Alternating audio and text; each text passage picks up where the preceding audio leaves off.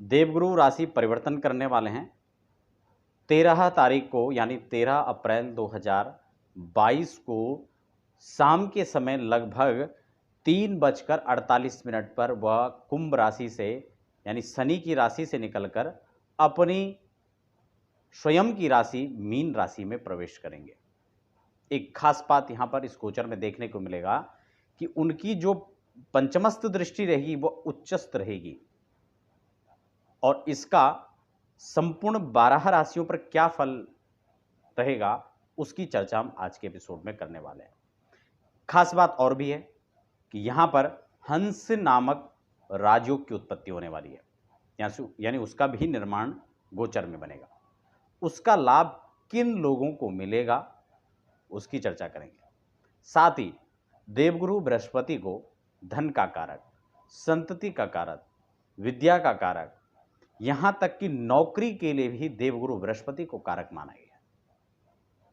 उन तमाम लोगों को किस प्रकार से, कहां, किन किन क्षेत्रों में सफलता मिलेगी 12 राशियों को, उसकी चर्चा हम आज के एपिसोड में करने वाले हैं। आशा करता हूं कि प्रारंभिक की जो चर्चा है, क्योंकि उसमें कुछ निचोड़ मैं यहां पर बताऊंगा, बहुत छोटे 1-1.5 मिनट के अंदर ही अपनी बात को रखूंगा, तो आशा करता हूं कि आप उसे सुनेंगे। अगर आप उसको सुनने की इच्छुक नहीं है तो आप सीधे अपने राशिफल पर भी जा सकते हैं। लेकिन हम आज जो राशिफल की चर्चा कर रहे हैं, सिर्फ राशि की नहीं, लग्नगत आधार भी आप लेकर चल सकते हैं और इस गोचर का फल का आप अपने जीवन से जोड़कर इसको देख सकते हैं।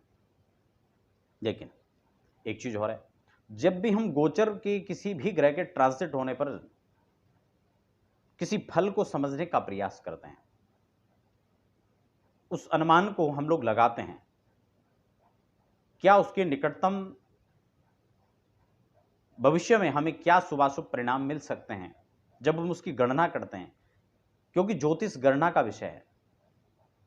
और तब हम उस गोचर के फल को समझने से पूर्व अपने जन्मांक स्थिति के ग्रहों को देखना बहुत आवश्यक हो जाता है, क्योंकि ये कहीं ना कहीं दोनों मिलकर के फल की उत्पत्ति करते हैं। अर्थात ये दोनों मिलकर ही डिसाइड करेंगे कि देवगुरु आपको संपूर्ण रूप से किस आधार पर फल देने वाले हैं। आशा करता हूं आप समझ रहे होंगे बात को। तो हम लोग इसको लग्न के आधार पर या चंद्र कुंडली के आधार पर देख सकते हैं, यानी चंद्र राशि के आधार पर देख सकते हैं। जिन लोगों को अपनी चंद्र राशि के बारे में पता नहीं है, वो अपने बोलते हुए नाम के आधार पर भी इस कार्यक्रम का लाभ ले सकते हैं। साथ ही हम उपायों की भी चर्चा करेंगे और प्रत्येक राशि पर बनने वाले विशिष्ट योग की बात करेंगे। देखिए, यहां पर अगर हम मेष लग्न की कुंडली तैयार करते हैं, जैसे कि मैंने आपको पहले ही बता दिया है, धन के साथ साथ तन, विद्या, संतति, विवाह, इन सब के लिए हम इस गोचर को देखेंगे, जिसका महत्वपूर्ण परिणाम आपको मिलने जा रहा है। जो लंबे समय से विवाह में कहीं ना कहीं किसी भी प्रकार की जो अड़चनें थी, जो बाधाएं थी, वो आ रही थी, मैं आपको विशेष उपाय भी बताऊंगा कि कैसे आप उसका लाभ भी ले सकते हैं। अगर हम मेष लग्न की कुंडली तैयार करते हैं तो आपके द्वादश भाव पर देवगुरु बृहस्पति का गोचर रहेगा। समय मैंने आपको बता दिया है, 13 अप्रैल को यहां पर राशि परिवर्तन होगा और देवगुरु अपनी राशि मीन पर चले आएंगे। इस रूप से देखा जाए तो षष्ठम भाव पर देवगुरु बृहस्पति की दृष्टि रहने वाली है, जो उच्च की दृष्टि होगी। आप ये मान के चलें मेष राशि के जातकों को इसका संपूर्ण फल, जब उच्च की दृष्टि षष्ठम भाव के अंदर देवगुरु की रहेगी, तब देवगुरु यहां पर कहीं ना कहीं आपको, जो कहीं ना कहीं शत्रुओं से परेशान थे या फिर कहीं ना कहीं कर्ज से परेशान थे, आर्थिक रूप से आप समस्याओं को फेस कर रहे थे, अब देवगुरु की अमृतमयी दृष्टि से यहां आपको लाभ मिलने वाला है। और खासकर बड़ी बात यह भी है कि गोचर काल देवगुरु बृहस्पति का छोटे समय के लिए नहीं, लगभग साल भर के लिए एक राशि पर गोचर करते हैं देवगुरु बृहस्पति। उसमें वक्री मार्गी की भी स्थिति बीच में आती है, उसको लेकर हम भविष्य में भी चर्चा करते रहेंगे जैसे वो वक्री होंगे। लेकिन फिलहाल का जो एक अनुमानिक हम जो यहाँ पर लगाकर चल रहे हैं, बृहस्पति आपकी कुंडली में कहाँ बैठे हैं, इसको आप जरूर देखें। मेष राशि के लिए इस प्रकार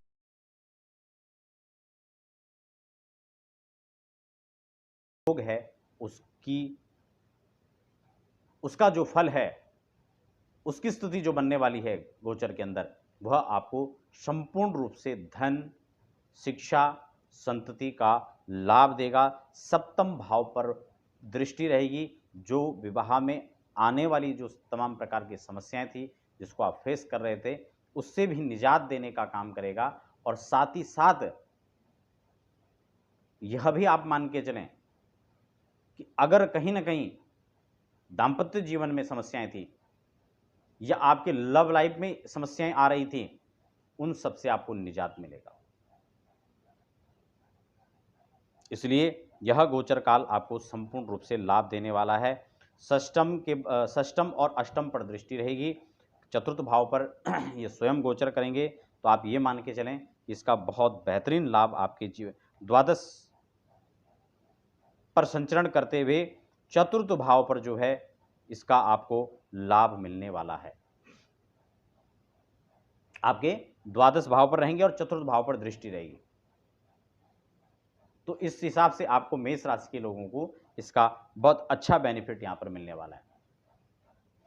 कहीं ना कहीं किसी भी प्रकार से सुख संसाधनों में वृद्धि करने वाला यह रहेगा। कोई रिसर्च आपकी चल रही थी, उसमें आपको सफलता मिल सकती है। तो मेष राशि के लिए गोचर काफी अहम रहने वाला है। उपाय आपको क्या करना चाहिए?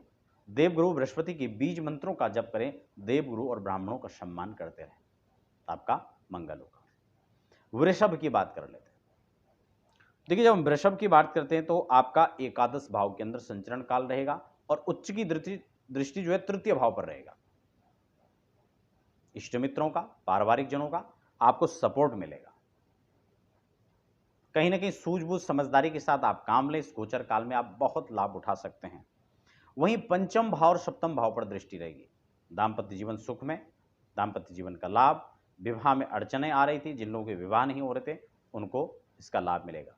संतति का लाभ मिलने वाला है। जो लोग कहीं ना कहीं संतति के प्लान कर रहे थे या जिनके बच्चे कहीं ना कहीं नौकरी के लिए तैयारी कर रहे हैं, अच्छी एजुकेशन वो लोग ले रहे हैं, तो उनको कहीं ना कहीं जो है बच्चों को इसका लाभ मिलेगा। तब वृषभ राशि के लिए भी कहीं ना कहीं यह गोचर काल अच्छे यहां पर जो है संकेत लेकर आ रहा है। मिथुन राशि की बात कर लेते हैं।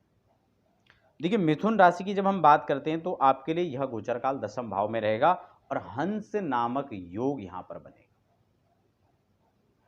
आपके लिए बहुत विशिष्ट फल यहां पर रहने वाला है। इसकी एक और भी हम यहां पर अगर बात करें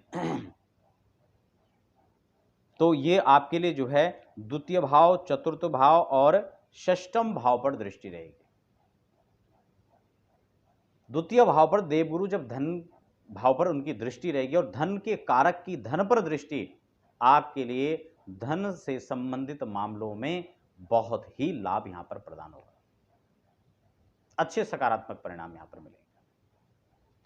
दूसरा, चतुर्थ भाव के अंदर जब दृष्टि रहेगी तो आप ये मान के चले कि सुख संसाधनों में वृद्धि होने वाली है और कोई भी भौतिक जगत से जुड़ी हुई सामग्री कोई आप प्रयास कर रहे थे लाने का, वाहन के लिए प्रयास है, मकान के लिए प्रयास है, तो ये इस साल के अंदर आप इसको अर्जित करने में सफल हो पाएंगे।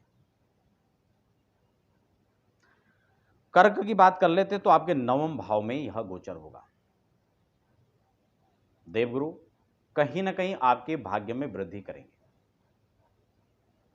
कर्क राशि वाले देवगुरु बृहस्पति के इस गोचर काल का बहुत अच्छे से लाभ उठा सकते हैं। धर्म कर्म में विशेष रुचि देखी जा सकती है। आध्यात्मिक ऊर्जाओं का स्रोत बढ़ाने के लिए आपको जो है समय मिलेगा। आध्यात्मिक उन्नति आप कर सकते हैं। साथ ही साथ आपके लग्न, तृतीय और पंचम पर दृष्टि रहेगी। संतति से कहीं ना कहीं आपको सुख संदेश, सुख समाचार या संतति की तरक्की, संतान पक्ष से आपको कहीं ना कहीं सुख प्राप्त होगा।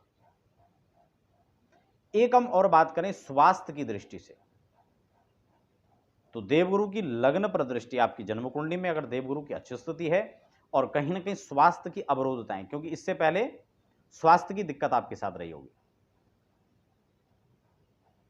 कहीं ना कहीं आपको जो है हॉस्पिटल, जो ये साल जो गुजरा है, इसमें आपको कहीं ना कहीं गंभीर परिणाम भुगतने पड़े होंगे। हो सकता है आप में से कई सारे लोग जो हॉस्पिटल में एडमिट तक हुए होंगे, बहुत सारे लोगों के ऑपरेशन हुए होंगे, बहुत सारे लोगों को पेट से जुड़ी हुई समस्याएं रही होंगी। तो इस प्रकार की जो समस्याएं थी, अब आपको स्वास्थ्य में कहीं ना कहीं देवगुरु की जो दृष्टि है, 2022 का जो साल है, ये आपके लिए कहीं ना कहीं सुखमय रहेगा। अगर बृहस्पति आपकी जन्म कुंडली के अंदर भी प्रतिकूल हैं, तो तब भी आपको यहां पर अच्छे परिणाम मिलेंगे, और भी अच्छे परिणाम मिले उसके लिए आप देवगुरु के वैदिक उपायों को आप कीजिए, बीज मंत्र का जप करें, आपको अच्छा सकारात्मक परिणाम यहां पर प्राप्त होगा। सिंह की बात कर लेते हैं। देखिए, सिंह के लिए गोचर काल अष्टम भाव के अंदर होने वाला है। देवगुरु की दृष्टि द्वादश, द्वितीय और चतुर्थ भाव पर रहेगी। द्वितीय द्वादश का मतलब है कि धन का आगम और धन का गमन, आय और व्यय की स्थिति लगभग सामान्य ही रहेगी। लेकिन चतुर्थ भाव में संकेत यह भी है कि उच्च, यहां पर जो है चतुर्थ भाव में जो दृष्टि है, वो आपके कहीं ना कहीं जो खर्च हैं, वो आपके अपने पर खर्च होने वाले हैं। संबंधित चीजों से जो आपके जीवन से जुड़ी हुई हैं, उन चीजों की एंट्री कहीं ना कहीं होने वाली है। हो सकता है आप वाहन खरीदें, हो सकता है आप मकान खरीदें, और यह लाभ आपको प्राप्त हो। तो यहां पर बहुत अच्छी बात है। लेकिन यहां पर एक चीज है कि अष्टम में जब बृहस्पति चाहे गोचर के अंदर हो या जन्म कुंडली के अंदर हो, यहां पर स्वास्थ्य की समस्या कहीं ना कहीं आपको सता सकती है। वैसे मीन राशि के हैं, अपने घर के हैं, तो बहुत ज्यादा प्रतिकूल परिणाम नहीं रहेगा, लेकिन फिर भी आपको स्वास्थ्य का ध्यान रखना चाहिए। पेट से संबंधित खासकर बीमारियां उत्पन्न हो सकती हैं। पहले से कुछ चला आ रहा है तो वो बढ़ सकती हैं। जन्म कुंडली में देवगुरु बृहस्पति की स्थिति बहुत अच्छी नहीं है, वहाँ भी कहीं अष्टम में है या प्रतिकूल स्थितियों में है। तो ऐसी स्थिति में आपको ये समझ के चलें कि देवगुरु बृहस्पति और शुक्र जब प्रतिकूल चलते हैं, ग्रहों में दशाओं में प्रतिकूल चलते हैं, तो निश्चित रूप से हॉस्पिटल पहुंचाते हैं, ऑपरेशन भी कर देते हैं। तो इस बात का आपको ध्यान रखना है। बीज मंत्र का जप करते रहें, देवगुरु ब्राह्मणों का सम्मान करें, भगवान विष्णु की उपासना करते रहें। कन्या की बात करते हैं। कन्या के लिए गोचर काल सप्तम भाव पर रहेगा, जबकि एकादश लग्न और तृतीय भाव पर दृष्टि रहेगी और हंस नामक योग की स्थिति बनेगी। यह योग आपको धन, वैभव, प्रतिष्ठा, मान सम्मान निश्चित रूप से दिलाएगा। साथ ही साथ आप यह भी मान के चलें, जिन लोगों की विवाह में अड़चने थी, उनका यह अड़चन निश्चित रूप से खत्म होगा। कहीं ना कहीं love partner, life partner, business partner, कहीं ना कहीं कोई तनाव की स्थिति, कोई प्रतिकूलताएं, कोई संबंधों में दरार, इस प्रकार की कोई भी सिचुएशन थी, तो अब आप उससे सहज ही निपटने में कामयाब होंगे और कहीं ना कहीं आप सामंजस्य स्थापित कर पाएंगे। यह इस वर्ष के अंदर आपको अनुकूलता देखने को मिलेगी। पारिवारिक जनों का सहयोग, इष्ट मित्रों का भरपूर आपको सहयोग मिलता हुआ नजर आ रहा है। भगवान विष्णु की उपासना करें। किसी भी मंदिर में जाकर बेसन के लड्डू आप जो है प्रसाद में चढ़ाएं। बात कर लेते हैं तुला के लिए। षष्ठम भाव के अंदर गोचर करेंगे और इसके रहते ही आपके दशम, द्वादश और द्वितीय पर दृष्टि रहेगी। दशम पर दृष्टि उच्च की रहेगी। अगर आप नौकरी के लिए प्रयास कर रहे हैं, नौकरी छोड़ चुके थे या नौकरी छूट चुकी थी, ऐसी स्थिति में आपको अनुकूल परिणाम यहां पर मिलेंगे। जो जॉबलेस हैं उनको यहां पर संपूर्ण रूप से नौकरी के संकेत मिल रहे हैं और निश्चित रूप से आपको यह लाभ मिलता हुआ नजर आ रहा है। कहीं ना कहीं राजकीय कोई भी कार्य हैं, वहां पर आपकी समस्याओं, गतिरोध, इन सबको यहां पर खत्म करेगा। राजनीतिक उच्च पदों पर बैठे हुए लोग, उनको अच्छे यहाँ पर सकारात्मक परिणाम मिलेंगे। खर्च और आमदनी लगभग बराबर बनी रहेगी। वृश्चिक की बात कर लेते हैं। वृश्चिक के लिए पंचम भाव के अंदर गोचर होने वाला है, जबकि नवम, एकादश और लग्न के अंदर दृष्टि रहेगी। यहां पर बहुत अच्छी बात यह है कि शिक्षा से जुड़े हुए जो लोग हैं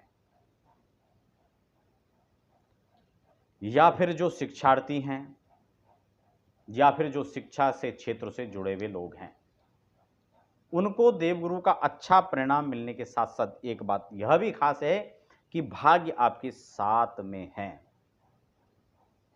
भाग्य का भरपूर साथ जो है आपको मिलने वाला है, संपूर्ण लाभ आपको मिलने वाला है। और एकादश और लग्न पर दृष्टि होने से आपकी अर्निंग का जो हाउस है वो यहाँ पर देवगुरु की दृष्टि में आ गया है, और ऐसे में आपकी अर्निंग के स्रोत बढ़ते हुए नजर आएंगे। आमदनी के मार्गों में जो गतिरोध था वो खत्म होता हुआ नजर आएगा। स्वास्थ्य की समस्याएं पिछले साल आपको जो रही हैं उनसे भी आपको निजात पाने का समय आ चुका है। देवगुरु के बीज मंत्रों का जप करें। रुद्राक्ष आप धारण कर सकते हैं, 2 मुखी, 3 मुखी या 5 मुखी। बात कर लेते हैं धनु राशि के लिए। धनु के लिए चतुर्थ भाव पर गोचर होगा और हंस नामक महापुरुष योग का निर्माण होगा। साथ ही अष्टम, दशम और द्वादश के अंदर देवगुरु की दृष्टि बनी रहेगी। धनु राशि के लिए जहां अष्टम भाव पर उच्चस्थ देवगुरु की दृष्टि पड़ेगी, वहीं आपको कोई ना कोई गुप्त रहस्य, कोई ना कोई गुप्त विद्याओं में महारत हासिल कर सकते हैं। कोई ना कोई आपको एक ऐसा गुरु मिल सकता है जो आपको जीवन के विशेष रहस्यों से परिचित करा सकता है। किसी गड़े हुए धन की आशंकाएं या कोई गुप्त धन, कोई गया हुआ धन, यह सब लौट कर आने की संभावनाएं प्रबल होती हुई नजर आ रही हैं। राजकीय कार्य या कहीं ना कहीं कोई मुकदमाबाजी, कोई किसी प्रकार से कोर्ट कचहरी का चक्कर था, देवगुरु की अमृतमय दृष्टि आपको इससे बचाएगी और आपको इन सब समस्याओं से निजात दिलाएगी। नौकरी पेशे से जुड़े हुए जो लोग हैं उनको भी लाभ मिलेगा। खर्च की थोड़ा बाहुलताएं बनी रहेंगी, लेकिन यह खर्च आपका फजूल का नहीं होगा। यह खर्च आपके अच्छे कार्यों में देखे जा सकते हैं। बात कर लेते हैं हम मकर राशि के लिए। मकर राशि के लिए यह गोचर तृतीय भाव पर होने वाला है, जबकि सप्तम, नवम और एकादश भाव पर इनकी दृष्टि बनी रहेगी। धन के आगम के स्रोत बने रहेंगे। भाग्य आपका साथ देता हुआ नजर आएगा। रुके हुए कार्य बनेंगे, अड़चनें, बाधाएं खत्म होंगी और लव लाइफ और बिजनेस पार्टनर के साथ संबंधों में मधुरता आएगी, प्रगाढ़ता आएगी। सामंजस्य स्थापित करने में आप सक्षम हो पाएंगे। कहीं ना कहीं दाम्पत्य जीवन के अंदर कोई विवाद था, कोई समस्याएं चल रही थी, आप नहीं सुलझा पा रहे थे, तो यह गोचर काल आपके लिए आपकी प्रीति वर्धन का कार्य करेगा। वो लोग जिनके आपस में काफी अच्छे मधुर संबंध थे और आपके कहीं ना कहीं प्रेम में, कहीं ना कहीं उन रिश्तों के अंदर खटास आ चुकी थी, तो निश्चित रूप से मिठास में परिवर्तन होने के योग यहां पर हैं। आपसे आपके प्रेमी रूठ कर चले गए थे, किसी कारणवश आपकी अनबन हो गई थी, तो देवगुरु आपको पुनः मिलाने का कार्य करेंगे। आपको करना क्या है? देवगुरु की उपासना करनी है। 7 मुखी रुद्राक्ष आपको धारण करना अत्यंत लाभकारी रहेगा। कुंभ राशि की बात कर लेते हैं। आपके धन भाव पर गोचर करेंगे देवगुरु बृहस्पति, यानी द्वितीय भाव पर। साथ ही षष्टम, अष्टम और दशम स्थान पर गोचर करेंगे। अगर किसी भी प्रकार से अदालती मामले, कहीं ना कहीं कोर्ट कचहरी का लफड़ा था, उससे आप निजात पा सकते हैं। आपके पक्ष में फैसला जा सकता है। विवाद से जो नाता जुड़ा हुआ था वो खत्म हो सकता है, गतिरोध खत्म हो सकता है, कार्य क्षेत्र में सफलताएं मिल सकती हैं। संतति का जो प्लान था उसमें भी आप सफल हो सकते हैं। गुप्त रहस्य, गुप्त चिंताओं में जो आप पड़े हुए थे, गुप्त रहस्य जो था, गुप्त विद्याएं जो थी, वह आपके पक्ष में आ सकती हैं, आप उसका लाभ उठा सकते हैं। एक खास बात यहां पर हम यह भी बात करें कि कहीं ना कहीं शत्रुओं से परेशान थे, कर्ज से परेशान थे, ऋण लिया हुआ था और उससे निपटने का कोई साधन नहीं बन पा रहा था, उससे भी अब आप निपटने में सक्षम हो पाएंगे। ऐसी व्यवस्थाएं बन सकती हैं। आपको फोकस अपने कार्य पर करना है और इससे निजात पाने का रास्ता निकालना है। मीन की बात कर लेते हैं। आपके लग्न पर गोचर करेंगे देवगुरु बृहस्पति, जिससे हंस नामक महापुरुष योग का निर्माण होगा। साथ ही साथ पंचम, सप्तम और नवम अहम भावों पर देवगुरु की दृष्टि रहेगी। संतति से जुड़े हुए जितने मामले हैं, जितनी परेशानियां थी, आपको सुखमय यह वातावरण बना देगा, यह आपके अनुकूल रहेगा। एजुकेशन, हायर एजुकेशन जो लोग ले रहे हैं, कहीं ना कहीं उनके लिए अनुकूल रहेगा। जो कंपटीशन की तैयारी कर रहे हैं, कहीं ना कहीं नौकरी के लिए प्रयास कर रहे हैं, उन सब लोगों के लिए गोचर कार अनुकूल है। और खास बात कि आपका लक आपका साथ देने वाला है, भाग्य का साथ मिलता है, क्योंकि भाग्य मेहरबान अगर होता है तो गधा भी पहलवान हो जाता है। भाग्य बहुत बड़ी चीज है। भाग्यम फलवति सर्वत्र न विद्या न च पौरुषम। इस बात से इनकार नहीं किया जा सकता है कि अगर भाग्य आपके साथ है तो आप निश्चित रूप से वो प्राप्त करने में सक्षम हो जाएंगे जिसके लिए आप लालायित थे, जिसके लिए आप प्रयासरत थे, और जिसको आप पा नहीं पा रहे थे वो सब आपके पक्ष में होगा। इसी के साथ सप्तम भाव बड़ा अहम भाव है। दाम्पत्य जीवन, प्रीति संबंधों में, प्रेम संबंधों में कहीं ना कहीं अगर प्रतिकूलताएं थी, कोई रूठने मनाने का सिलसिला था, तो निश्चित रूप से अब आप इसमें कामयाब हो जाएंगे। संबंधों में प्रगाढ़ता आएगी, मधुरता आएगी और आप उसका लाभ भी ले पाएंगे। जीवन साथी का प्यार, स्नेह, सहयोग आपको मिलता हुआ नजर आ रहा है। बिजनेस पार्टनर, बिजनेस में अगर कहीं ना कहीं पार्टनर आपके हैं, उनके साथ आप कहीं ना कहीं तालमेल बिठाने में कहीं ना कहीं अगर समस्याएं आ रही थी, आप नहीं बिठा पा रहे थे, तो आप उसका भी यहां पर अब निजात पा सकते हैं, उसका भी सहयोग आपको मिलता हुआ नजर आ रहा है। तो कुल मिलाकर सभी राशियों के लिए लगभग मेष से मीन राशि पर्यंत लगभग देवगुरु का जो ये संचरण काल है वो कहीं ना कहीं फलीभूत आपके लिए शुभ संकेत लेकर आ रहा है। तो आशा करता हूं दर्शकों यह गोचर काल का आप लाभ लेंगे। आप सबके बहुत बहुत शुभकामनाएं। वीडियो से संबंधित कोई आपका प्रश्न होता है तो आप मुझे कमेंट बॉक्स में लिख सकते हैं, समय अनुसार उसका उत्तर देने का प्रयास करेंगे। और हाँ, यदि व्यक्तिगत रूप से आप अपनी जन्म कुंडली दिखाना चाहते हैं या किसी प्रकार से ज्योतिषीय आध्यात्मिक सलाह लेना चाहते हैं तो उसके लिए आप हमारी वेबसाइट पर लॉगिन करके समय ले सकते हैं, या आप सीधे व्हाट्सएप पर भी जाकर अपनी डिटेल भेज सकते हैं, वहाँ पर समय ले सकते हैं और घर बैठे ऑनलाइन आप जानकारी प्राप्त कर सकते हैं। तो फिलहाल आप बने रहें और मुझे दीजिए इजाज़त। बहुत बहुत धन्यवाद।